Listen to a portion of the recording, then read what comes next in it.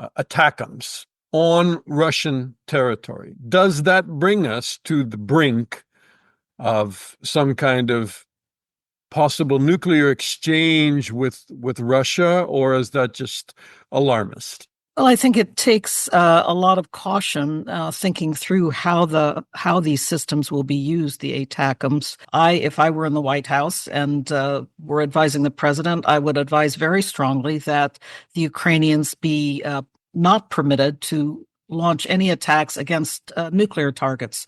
With this permission, it can make a difference, at least at that part of the front line.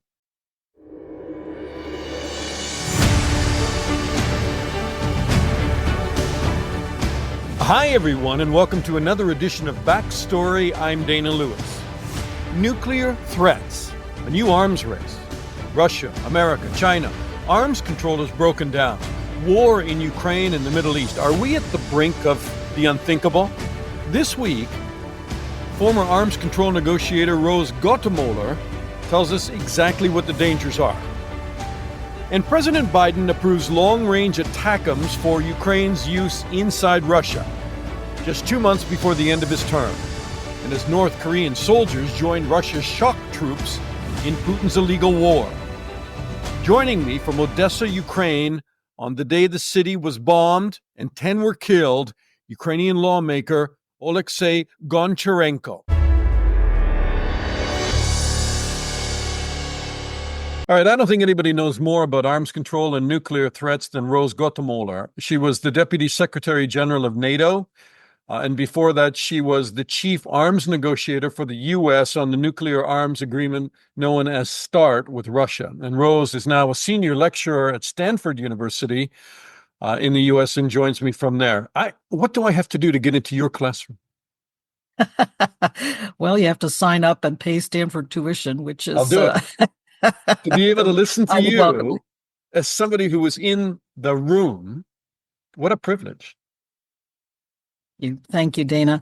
I actually worked on the treaty that we call the New START Treaty. The START Treaty entered into force in 1994. I also worked on that one as a very young staffer at the Department of State. But New START is the one that we completed in 2010. It entered into force in 2011. President Biden has given a green light for Ukraine to use long-range, American-manufactured and supplied ATACMS on Russian territory. Does that bring us to the brink of some kind of possible nuclear exchange with Russia, or is that just alarmist? Well, I think it takes a lot of caution thinking through how these systems will be used, the ATACMS. From reading the press, I cannot tell what kinds of limitations the White House may have placed on the Ukrainians with regard to targets. For example, if I were in the White House and were advising the president, I would advise very strongly that the Ukrainians be not permitted to launch any attacks against nuclear targets, like bases where nuclear weapons are stored, or nuclear deployment sites like silos for intercontinental ballistic missiles. I would specifically exclude nuclear-related targets from the list. But for targets that are relevant to what the Ukrainians are suffering right now, which is severe attacks against their energy infrastructure, yeah, sure. But it all depends on what instructions or guidance was given to the Ukrainians. And I think they're being careful not to release all of that. And it may be that they're just using ATACMS in the Kursk area, just over the border. I mean, it's only 190 mile range on the ATACMS. The idea that these missiles are going to be flying into Moscow or something is just silly, right? So it's really against, supposedly against arms depots, command and control centers, any of the launch sites that they may be hitting Ukraine from, if they can reach them with those ATACMS. Yes, and I also have read in the press that it appears that the North Koreans who have come to aid the Russians are now preparing to launch attacks in order to regain the Kursk region territory that the Ukrainians have seized from the Russians. They did that last August and have been holding it ever since. And apparently, the North Koreans are going to be thrown into the battle to try to get that territory back. So perhaps the ATACMS will have a special role in defending that territory. I think you just answered my question. Why now? Well, a number of reasons, no doubt. One is that the president is in his final months in office, and I think it's incumbent on him now to decide what additional major decisions he wants to get made in that time and carried forward. And so that, I think, is doubtless one reason. But there has been a long consideration of the situation that Ukraine is suffering this winter. And once again, the Russians are launching massed attacks against energy infrastructure, an attack against the city of Sumy only last night killed a number of people, including 2 children, and left a lot of people seriously injured. So in addition to the attacks on energy infrastructure, the Russians keep going after civilian targets. In this case, they hit a couple of schools as well as other civilian facilities in Sumy. So it's really quite, well, it's awful what they're doing. Something like 900 missile and drone attacks last week, 200 of them alone on Saturday. I don't think, unless you're there on the ground, you really can't kind of digest the scale at which Russia is coming after Ukraine right now. And do you think that they're, winding up the throttle right now because they anticipate that they want to be in the best position as a new Trump administration talks about possible ceasefire talks?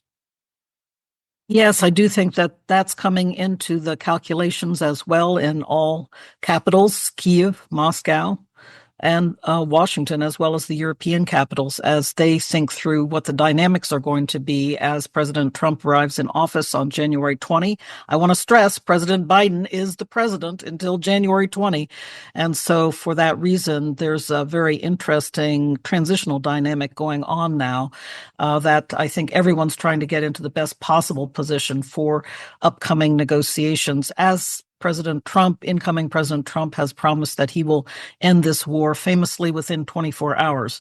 I'm not sure he can do that, but he seems to be wanting to get into a negotiation very, very quickly. Putin and the Kremlin, they watch the news just like the rest of us. They think that maybe President Trump will be more sympathetic to the Kremlin on the issue of Ukraine. Do you think that may be a miscalculation? If Trump pushes a ceasefire, and doesn't get what he wants, in fact, this could go the other way. It could escalate more. Absolutely. Mr. Trump really prides himself on being a master deal maker. And if he doesn't see the deal he wants shaping up, he's easily able to walk away from the table, as he did with Kim Jong-un, the North Korean leader, during his first term in office. And so I think that all along we've heard from Putin this very kind of zero-sum approach. I'm going to deal out a crushing defeat to Ukraine, to NATO, and to the United States of America. Very zero-sum approach, winner take all. And I think that what he's going to have to consider with Donald Trump is that that's not the kind of deal that Trump will go for. So Putin's going to have to decide where he can give a little as well. And we'll see how that works out. But I really do think that this is not going to be a winner take all kind of negotiation, but going to have some win-win solutions for all participants. Do you worry about the state of NATO? I mean, you were there. You know what the alliance has been able to accomplish in terms of security for Europe in post World War II. Do you think that the Trump administration and Trump specifically, rather than just trying to make a deal, understands what NATO has brought to the stability of Europe? And do you worry about whether he's prepared to abandon that? The NATO that Mr. Trump will find now is much different from the one that he visited a number of times and in a very tough manner demanded that the NATO allies pay more. This was during his first administration when I was the Deputy Secretary General, and I observed the president come to NATO several times, he was really rough on the allies and said, pay up or I'm not going to fulfill the Article 5 commitments. That's in the NATO founding treaty, the Washington Treaty. It's Article 5 is if one NATO ally is attacked, then other NATO allies must come to its assistance if asked for help. So he said, I'm not going to help you. If you don't pay up, forget about it. Or at times he threatened even withdrawing from NATO. But he's going to find a much different NATO now. The allies have gotten it clear in their minds that they need to pay more for their own defense, at least 2% of their gross domestic product, which is a different attitude than they had 5 years ago. And that was born of Putin's aggression in Ukraine. I think Mr. Trump started the momentum toward more defense spending, but it was Putin's invasion of Ukraine that was the real wake-up call. And certainly NATO has, I think, performed very well in terms of assisting Ukraine. Rose, could NATO survive without the United States in it? I believe it could. For one thing, I don't believe that Trump would completely withdraw from NATO. It's possible that he'll attempt something like I've called a soft withdrawal, that is, refusing to appoint a U.S. ambassador to NATO, or perhaps even refusing to appoint the Supreme Allied Commander Europe, SACEUR. Always the top military man at NATO has been a four-star general officer, admiral from the United States of America.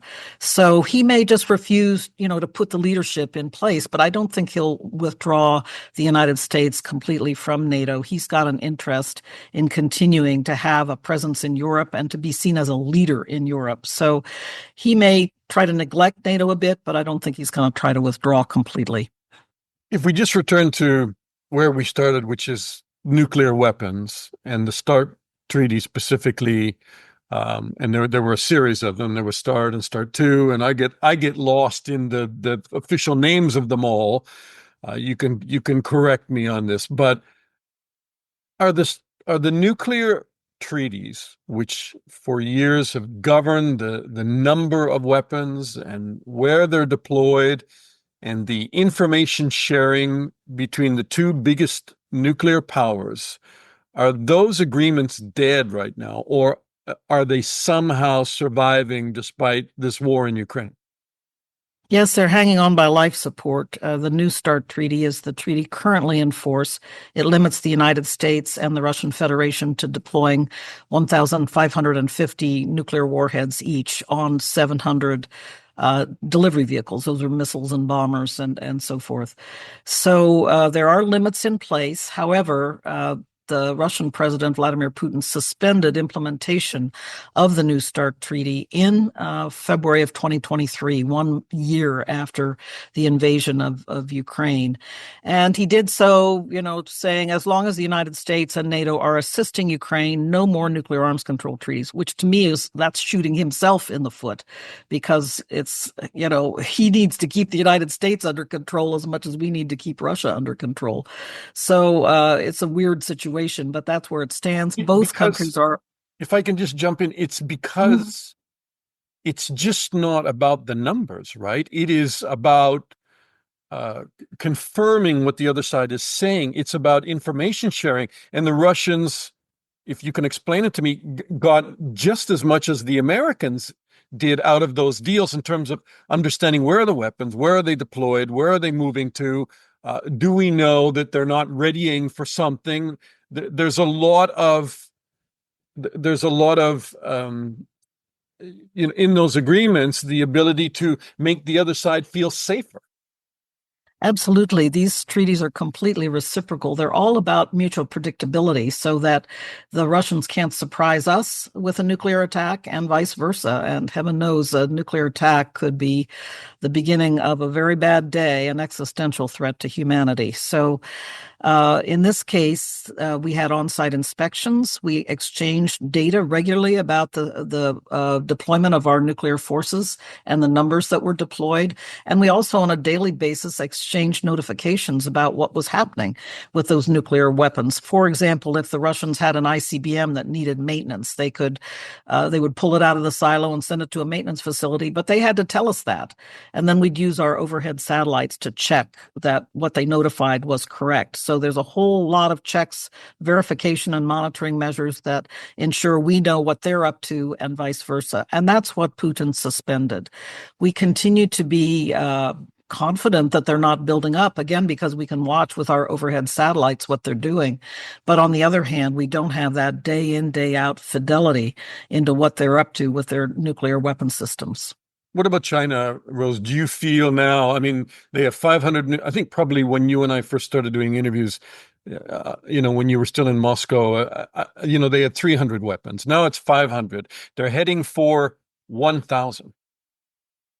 Yeah, exactly. When we were talking in Moscow 15 years ago or more, the Chinese, we didn't even consider them a threat, aside from they had some weapons that they kept for retaliation in case they were attacked. They said they had no first use policy, and we didn't think they were going to ready a surprise first strike. So we were rather relaxed about their nuclear weapon systems. These days, we are not, because they are clearly modernizing, building up their forces. They are headed to 1,000 by the year 2030. That is what the Department of Defense in the United States says. And by 2035, the Department of Defense believes that they could have 1,500 warheads. So that is a big buildup over the next 10 years. And it is very worrying to Washington and to people who focus on nuclear threats, because it could mean we are facing two countries, Russia and China, each having similar numbers of nuclear weapons deployed and targeted against us. And as you say that, the United States has a aging, I don't want to use the word failing, but you might say that, nuclear arsenal that, I think you've said in other interviews that the Minuteman model, in some of the silos across America, you're not even sure whether they would exactly fire. I mean, I assume most of them would, but so there's this incredible now rejuvenation program of the U.S. arsenal of $1.4 trillion. Some people say it'll be 1.7 by the time it's done, and we know that these things tend to escalate beyond that. But is it needed? And do you have a concern about how it's going forward? Yeah, Dana, let me just stress that I do think our currently deployed weapon systems are safe, secure, and effective. If they had to launch, they would launch. They are weapons of deterrence. We don't think about them as weapons we would use in fighting a nuclear war, in fighting a war, period. They are to deter the other side from attacking us. But I am very confident that they're effective. It's just that they're old. The Minuteman III has been in deployment, some of those missiles now for 30 years or more.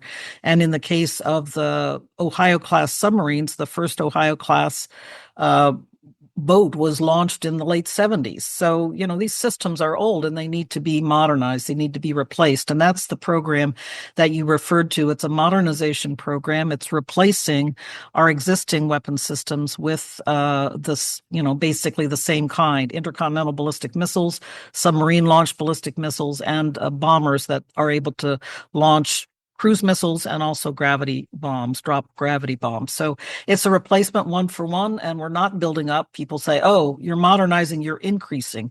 At the moment, the policy of the United States is to replace those systems, but not to build up and increase. There is worry with what China's doing, but for the moment, I think we can be confident in our nuclear triad and in the modernization of our nuclear triad. I know you're an advisor to the Council on Strategic Risks in the U.S. Andy Weber's there, the former Undersecretary of Defense, and others that I know, that they have come out and raised concerns about some of how the modernization is taking place. I know it's very detailed, but just if I asked you two examples of it that might concern you, would one be the fact that they are doing dial-a-yield weapons that somehow contemplate the use of a nuclear weapon on the battlefield, a smaller yield weapon, and also the fact that they're incorporating nuclear warheads into cruise missiles, which are also used in conventional war. And in a conflict, one side or the other may make a mistake and think that an incoming cruise missile has a nuclear warhead on it. Right. Well, tell you honestly, Dana, these are problems that have been around since the 1980s. The United States warheads that exist already have a variable yield, so to say, and can be used at different yields. There is a new warhead that is being developed that's explicitly designed to, I guess, be easier to use from that perspective. But again, these are weapons of deterrence. They're not for fighting a war. They're designed to stay on the shelf and to be able to deter a possible aggressor at any level. That's why people say, well, we need some lower yield weapons because the Russians deploy lower yield weapons. So there's this notion that we have to have equivalence in terms of the capabilities available. I don't personally agree with that, but that's where we are. That's the decision that's been made. So there is a certain logic to it. Now, in terms of the dual use cruise missiles, they have been in existence since the 1980s, and we have, I think, up to this point, done a lot to try to differentiate between, for example, air-launched cruise missiles that are associated with our strategic delivery vehicles, like our long-range bombers that could fly far enough to, if they had to, strike Russia from the United States. Those are ones that we associate with nuclear warheads, but ones that are being used in, for example, in the war in Syria, those are clearly conventionally armed and have been only associated with delivery systems that are for conventional fighting.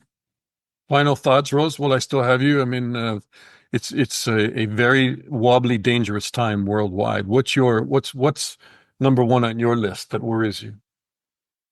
Well, number one on my list is the unpredictability right now of our nuclear forces combined with this terrible war of aggression that's going on in Ukraine. And the dynamics there are very uncertain. Vladimir Putin and the Kremlin, those around him, they keep rattling the nuclear saber. And I think we have to take these threats seriously. I haven't seen anything like this since the Cuban Missile Crisis way back in 1962. So I do think that this is a time to be worried about the possibility of nuclear use once again, and it's something that we have to avoid. We haven't seen nuclear use in wartime since Nagasaki and Hiroshima back in 1945, 80 years this coming summer. So we need to keep it that way. Yeah, and oddly enough, as you say that, it occurs to me we kind of shrug our shoulders and get used to another nuclear threat coming out of Russia and say, oh, well, they didn't deliver last time. They're probably not going to deliver this time. But you just can't imagine a worse scenario, more serious threats than that. So Rose Gottemoeller of Stanford University now, thank you so much. It's always a pleasure to talk to you. Thank you, Dana. Great to be with you. All right, Oleksiy Goncharenko is a member of Ukrainian parliament, and he joins us now from Odessa. Oleksiy, welcome. Hello. You've had a hell of a weekend in Ukraine, and I know I was looking at your video on Twitter that you posted, and just behind you was the building where one of the missiles hit, and you described it as a horror. You are living days of horror, one after another. But what happened there specifically over the weekend? Yeah, the last several days are especially tough, and especially for Odessa, my native city. First, it was a missile attack yesterday early morning, after which we are in blackouts. There is no electricity in most of the city still already from 7 a.m. yesterday, so it is more than 36 hours already.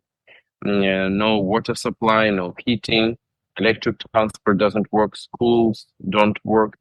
So it's bad from this point of view. Today there was a missile attack in the center of the city, and the missile fall just 250 meters from my home. I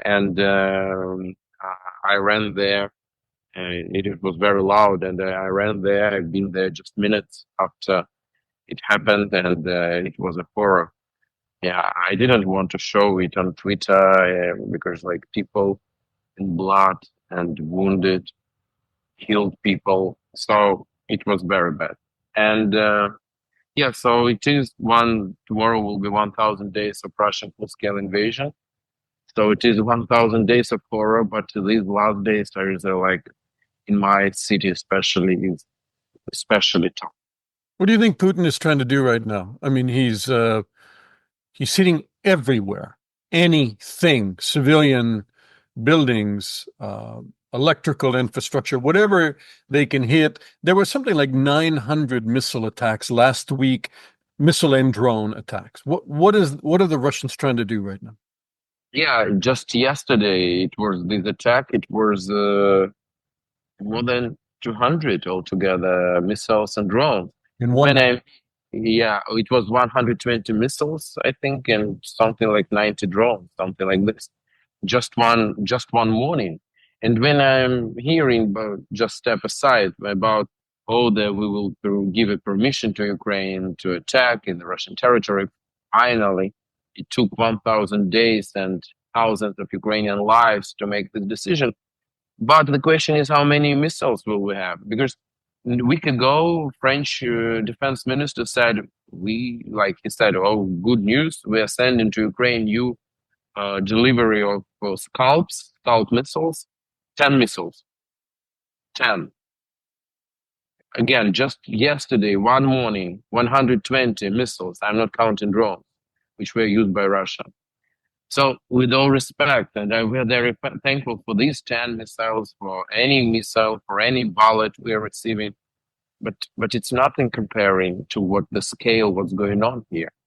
So yeah, and this is tough. Sorry, I made step aside and I a little bit lost your question, but yeah, that was my question anyway, because now we have President Biden announcing that finally, they're going to allow ATACMS to be used on Russian territory by the Ukrainian army, most likely, though, in that area where North Korean troops are with Russian forces now that want to take back Kursk. Is it going to make any difference? The question is, how many missiles will we receive? It will be 100 missiles. With this permission, it can make a difference, at least at that part of the front line.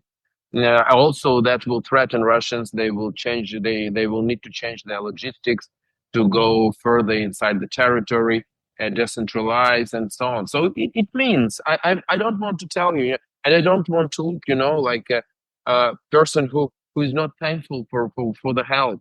We are thankful. I understand we're living through this horror.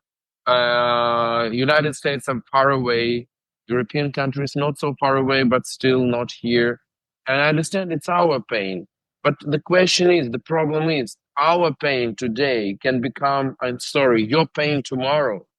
All this horror can go further to other countries, to other parts of Europe, to other cities.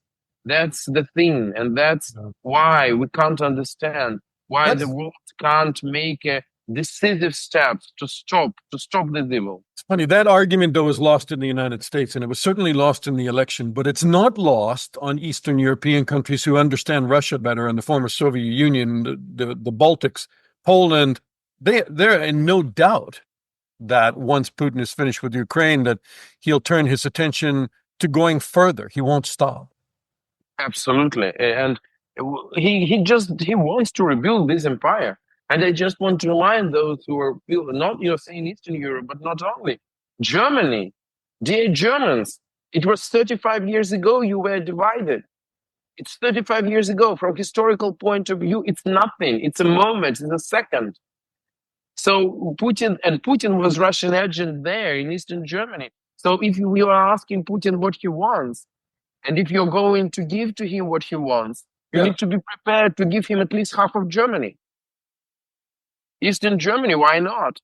What do you say about President Trump, who comes in and 24 hours will do a deal?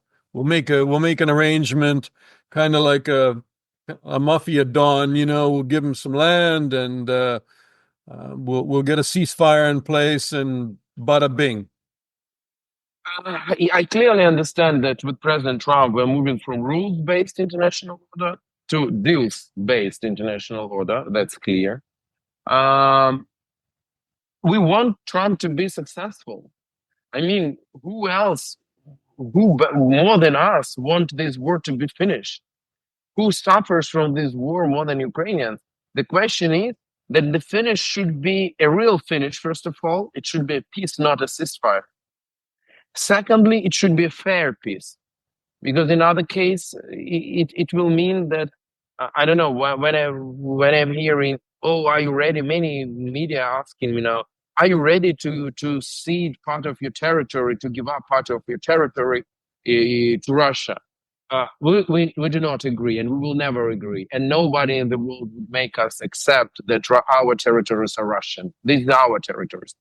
Yes, that's true that without American military support, at least for the moment, we can't reclaim this territory by military force. Elon Musk, who is advising Trump and working with the Trump administration, suggested in a tweet that Zelensky's a comedian for saying in the end, we will be the ones that decide. Ukraine will be the ones that the Ukrainians will be the ones that decide this.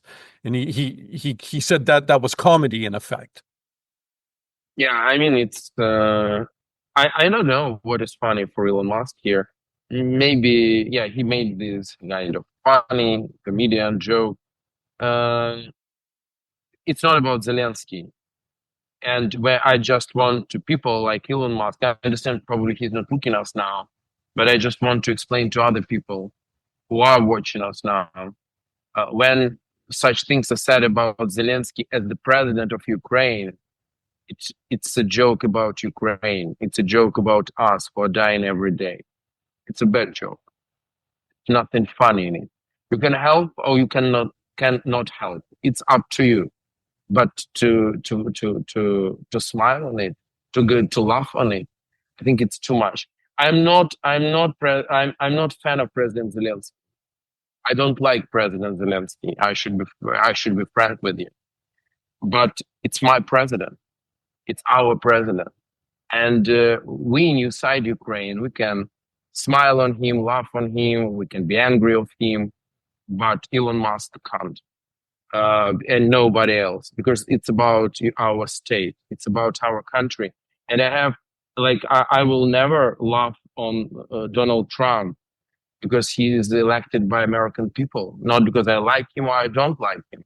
It's because he's elected by American people, and that will be kind of unrespect from me towards American people, which they do not deserve. So that's the same about Ukrainians, and I think Elon Musk, I mean, he is a great entrepreneur, but to be a great entrepreneur and to be a great person and to be a smart man, a smart politician, it's a big difference. You said it should be a peace, not a ceasefire. A lot of people would say you're not going to get to peace with Russia right now. They're not going to easily withdraw. Take a ceasefire. Bring in international forces so that they can keep that kind of like between North and South Korea, some kind of no man's land, maybe a promise not to join NATO for a decade or two. You don't see that flying. I don't like such end. The fact that I don't like it doesn't mean that I'm telling you that it is impossible. But the question is, when I'm told you about peace and ceasefire, what I meant, first of all, is security guarantees. Mm-hmm. Because if we in any way, we will end hostilities, in any way, I'm not now discussing in what way even, but if there will be no security guarantees to Ukraine, one thing we are sure about, that Putin will attack again. Maybe it will be, for example, maybe it will be after President Trump. Because we definitely know that in 4 years, the United States will elect new president. Trump can't run anymore. So his personal assurances will not work in 4 years. Oh, it will be earlier. Oh, I don't know. Yeah, it can happen something with Russia. Maybe there will be a revolution there. Maybe they will fall apart. Maybe they will go to another war. I don't know. But in any other case, this empire will attack again. So I want to know what security guarantees Ukraine will receive. And that's not because I am like somebody owes us and like, oh, the other countries are in debt towards us. No. But in 1994, United States and United Kingdom gave us security guarantees of Budapest Memorandum when we voluntarily gave up our nukes for the first time in human history. If we would have our nukes today, we would just destroy today Moscow completely to rubble after what they did in Maya Odessa. And never ever anybody in the world would do this to us. Nobody would ever attack us if we would have it. But United States and United Kingdom, I'm not speaking about Russia, but United States and United Kingdom took our nukes from us and instead gave us a piece of paper which we now can take only to toilet, which is called Budapest Memorandum. And that will never happen with us again. We don't believe anymore in such things. So we want security guarantees. In any case, whatever is discussed. So that's the most important part. Could you, and final question to you, could you talk about political process if Trump somehow convinces Putin and Zelensky to do a deal, whether it be a ceasefire, whether it be a peace deal? Zelensky could just not sign a piece of paper on his own, can he? So what would have to happen inside Ukraine? No, Zelensky can't do it on his own. Definitely Zelensky should go to Ukrainian people, to Ukrainian civil society and say, that's the situation. That's where we are. That's what we can do and that's what we can't. And in this situation, we need to make some decisions. Maybe these will be painful decisions, but let us talk and let us make this. But it will be decision of Ukrainian society, yes. And I don't know. It depends from so many things. The most important, what will be inside this package, so-called, yeah, we can say. I just don't know. And also, yes, this is what should happen, because you should be absolutely aware of one thing. In February, March 2022, it was not Zelensky himself as a person. It was not, with all respect, javelins or anybody. It was Ukrainian people who were lying under Russian tanks who stopped Russia. And that only Ukrainian people and Ukrainian society can decide what to do next. We are waiting for the proposition of Donald Trump. We believe that this proposition will be fair towards us because we deserve it. Oleksiy Goncharenko, member of Ukrainian Parliament, thank you so much for taking your time. Thank you. And stay safe. I mean, I know it's very difficult, dark days. Yeah, it is. Thank you very much. And that's our backstory this week. We are at a critical moment in the Ukraine-Russia war. The incoming president-elect Donald Trump will try to freeze the conflict. He sees it as a deal he can broker with his pal President Putin. But will Ukrainians sign on? Will Europe abandon Ukraine after 1,000 days of fighting? Not likely. But it looks like a ceasefire may be in the offing.